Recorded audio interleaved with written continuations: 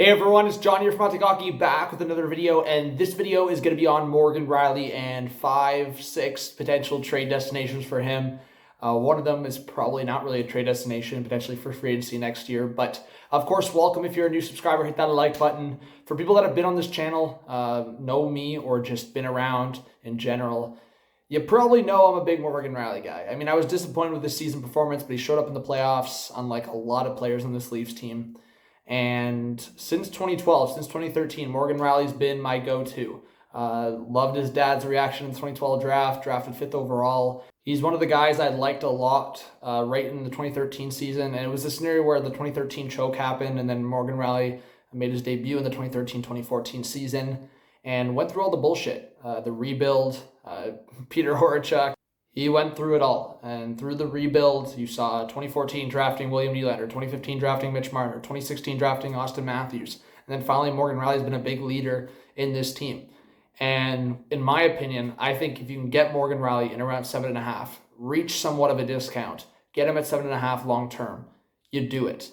But the concern is, you look at extensions like Seth Jones, Zach Werenski, Darnell Nurse, you're getting in that $9 million per range, and you just can't do that if you're the Leafs. And I would have to understand that.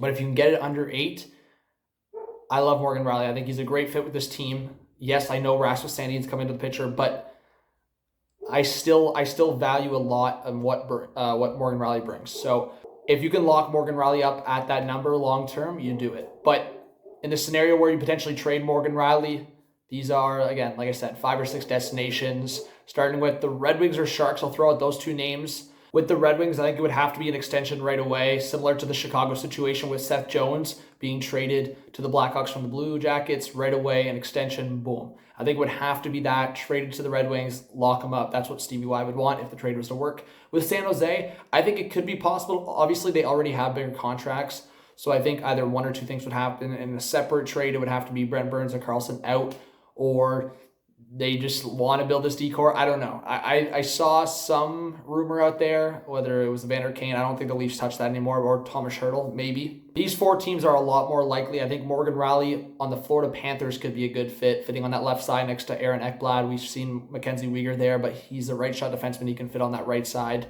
So I think the Panthers are a really good fit, and they have the pieces to get a trade like this done. I think number 3, Seattle Kraken, but this would more likely be free agency. So a trade, yes, could happen where, I don't know, for example, Carson Soucy goes back to the Leafs in a package to Toronto. He's included in that package, and the Kraken get Rielly. But I feel like the Kraken could just wait for Rielly in free agency. So I could also see a scenario where that. I'm just throwing that out. Bleacher Report, an article was talking about Rielly potentially next year signing with the Kraken free agency. I know it's been talked about that Rielly potentially would like going out west, whether it's Vancouver, Calgary potentially, but Seattle's now an NHL team, so that could be a potential. Number 2, the LA Kings. I think Rielly could be a fit next to Drew Doughty. I mean, that would be interesting. Again, I just want to talk about these teams really quickly because, again, I've been in denial. I really don't want Rielly traded, but it's a reality now that he could be dealt if he's not extended. So LA could be a potential fit where they have a lot of pieces that they could get this deal done, and they do have a need on that left side for whether it's an experienced defenseman or just in general for a guy like Morgan Rielly that can help lead, I should say, a younger LA Kings team. And they need defense, obviously. And number 1, the Calgary Flames. They just lost Giordano, and I think this could be a really good fit for 2 reasons. 1, they could use a guy like Morgan Rielly. He would be a really good fit on this team, I believe. And number 2, they have the pieces for sure. I mean, the Leafs would probably look at a guy like Valimaki, for example, but Noah Hannafin's right there. And I think everyone could agree that Hanifin hasn't reached even close to his ceiling. Yeah, now he's kind of in his prime, so it's like you're kind of seeing what you get with him, but maybe in a different scenario, he could do really well. I think for Noah Hanifin, Carolina wanted better. Calgary's wanted more from him. But the way he was drafted, top 10, I think there's more to give. And he could be part of the package going back to Toronto if Morgan Rielly was to be traded to Calgary. So in terms of the teams I threw out, San Jose, probably unlikely, but a team to watch out for in general for trades. The Red Wings, again, if it was an extension right away, similar to the Blue Jackets, Blackhawks trade. The Kraken, more likely for free agency, but have to throw that name out there. The Florida Panthers, as I said, I think that could be a really good fit with Rielly next to Ekblad.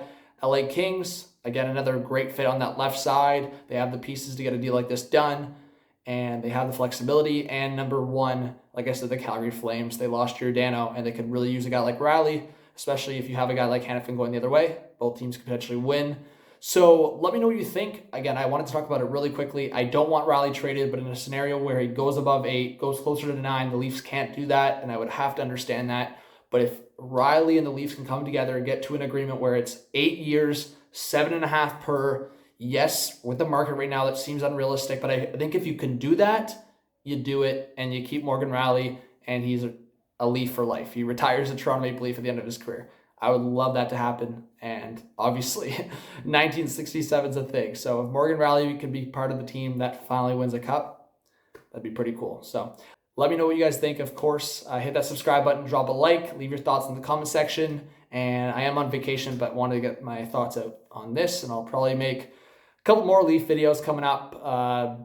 I know some people are not a fan of that, but I also have other videos coming out, like lineup prediction videos will be dropping all throughout the end of August here and September. So look out for those videos for all teams.